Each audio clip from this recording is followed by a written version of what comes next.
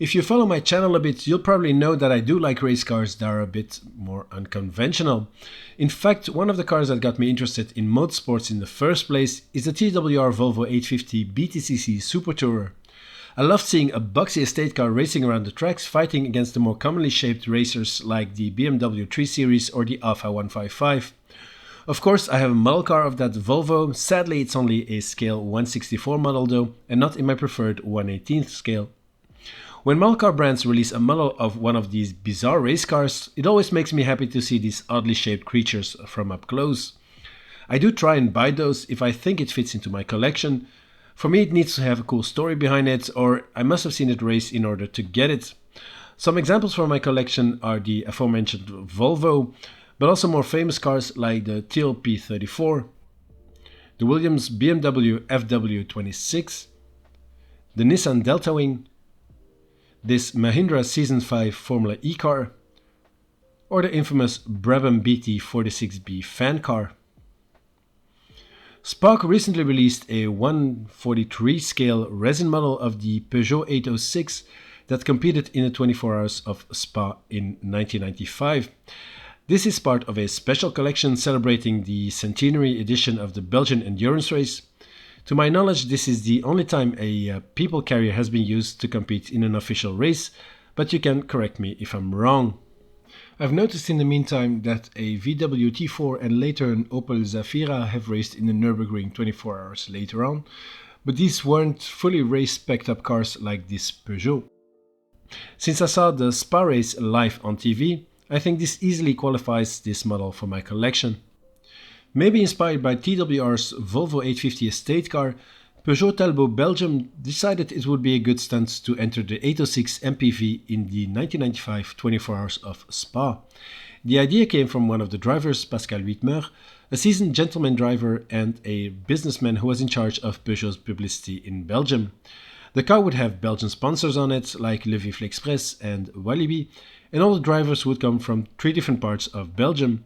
Pascal Witmeur represented Brussels, Eric Bachelart, who was competing in kart at the time, Wallonia, and Philippe Verellen, the Flemish side.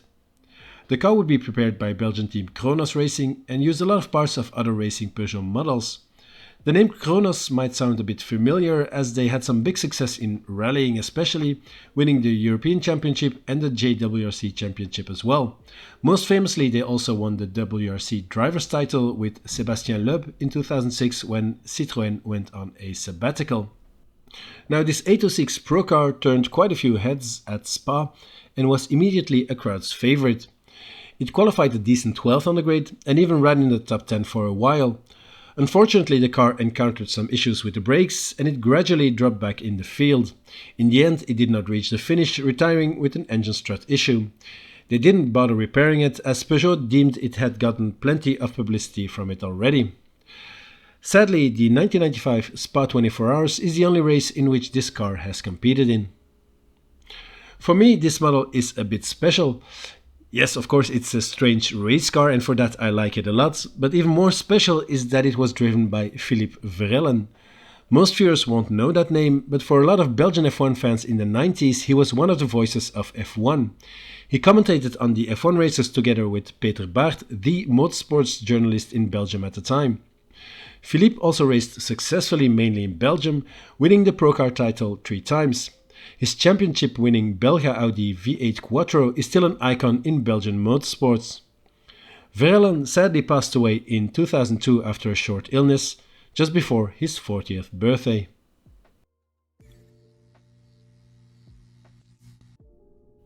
This Peugeot 806 model car by Spark is thus, as I mentioned, a 143 resin model. It's part of a 24-car collection featuring race cars from the Spa 24 Hours Endurance race. For this series, Spark didn't concentrate on the winners of the race, but on the cars that made the mark in this iconic event. Of course, this Peugeot 806 people carrier Procar race car surely did, so it was only logical they would make a model of it and include it in this special collection. These models are all limited editions that are individually numbered. Mine is number 161, as you can see on the base behind the car.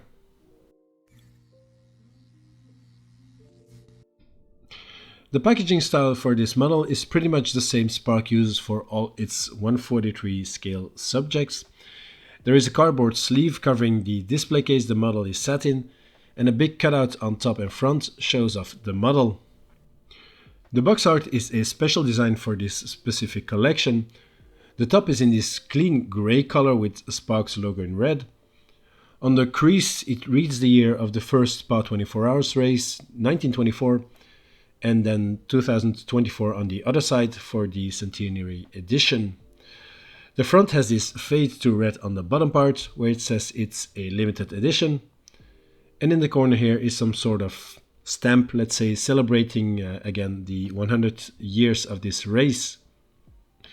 On the back of the box then there is an outline of the Spa Francorchamps circuits, the 2024 layout it seems, and again both years and that stamp logo. There's a dual colored Spark logo as well, and the first mention, this is a special edition of 24 models. On the bottom then is all the Spark and Minimax info, and this extra sticker for the Peugeot Sport license, and the model's info and barcode. Behind the car then is a backing card with pictures from both 1924 and 2024, and the circuit logo in the middle. The model then comes in a display case which has some see-through stickers on it with the model's info on the sides. The base is in black with the car's info on the left side of the car, a Belgian flag in front, the limited edition number on a small plaque behind the car as I mentioned, and the names of the drivers on the right side then.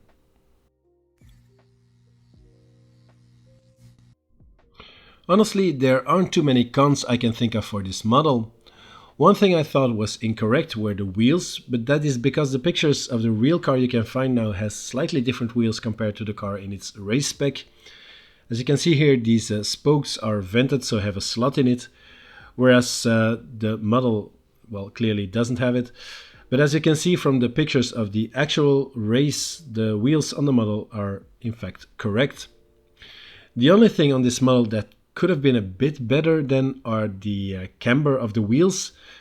These touring cars run with a lot of negative camber at the time, the BMWs being the most prolific in that regard, but on this model the wheels are dead straight. I mean, it would have looked really cool with a bit of negative camber on the wheels. Aside from that minor detail, I don't think this model has any flaws.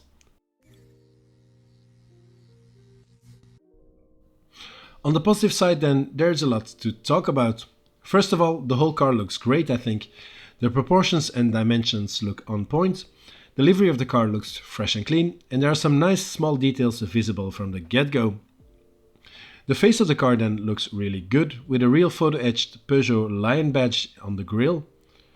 The stickers then overlap the vents in the grille, but it was like that too on the real car. The headlights on the model look pretty good as well. The front bumper then has all these small slots in it. This yellow arrow then points to a tow hook underneath, and this is a real fine 3D piece and not a sticker, let's say, so it adds to the realism. The two large windscreen wipers then look good too and are in this fine metallic material. This car is of course a sealed body model, but the rather large windows allow for a good view into the cockpit. On the driver's side there is of course this blue window net that, obstructs the view a bit, but from other angles you can see the nice dashboard with the Kronos and Peugeot 806 branding on it. I really like that they picked up on the steering column being a bit off-centered to have a more central driving position. The colors of the seats and the branding on it is again very good, with the red Simpson belts. The whole gearbox arrangement then on the center console is also very detailed. The large empty space at the back is filled in with the white painted roll bar of the car, to which the seat belts are attached. I also really like the black door cards, and then these fuel lines that are visible coming from the fillers on both sides of the car. The fine detailing is again very good on the door handles. And this little black piece that is sticking out of the door, and I was wondering what it could be, but I believe these are small lights to illuminate the car numbers on the doors for when it's racing through the night. I mean, that's a really cool tiny detail Spark included on this model. The roof then has these fine antennas on it, and again a tiny black block. Since this is again just on top of the number, I assume this is also again a little light. The rear of the car then looks really good as well. The Peugeot name tag and the 806 branding are again these fine photo etched decals. The trunk lid latches are just simple decals but look fine too. And this protruding black piece on the left rear is a fine added detail. And I believe this is to connect the hose for the car's air jack system, but again, I'm not exactly sure about that. The exhaust then exiting in the middle of the rear bumper looks very detailed too. And just like on the front bumper, there's a yellow arrow pointing at this fine tow hook. Finally, the wheels then look good with the Speedline branding on the spokes. The tires look fine too with the Michelin branding on it. And you can spot some brake details through the wheels. And here you notice the front brake discs are considerably bigger than the ones on the back.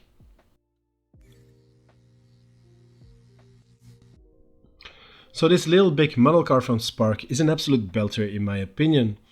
Of course I'm biased as I really like the real car too, but they really did an amazing job on this model.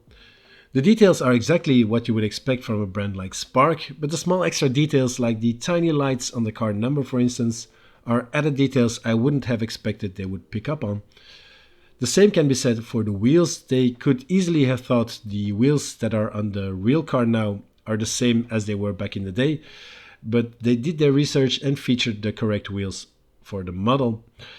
I was pleasantly surprised when the model came out, as I didn't even know Spark was lining this one up. I must say the model looks every bit as good as I would have hoped.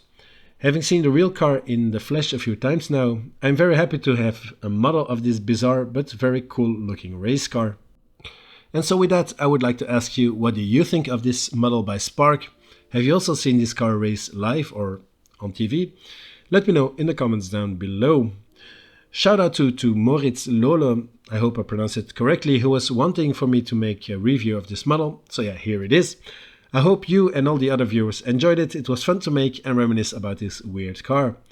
So thanks all for watching. Check out the other content on the channel too, like my video on another weird racing car, the Nissan Deltawing from Le Mans 2012, also made by Spark. Don't forget to subscribe if you haven't already done so. In the meantime, take care and I'll see you again in the next one.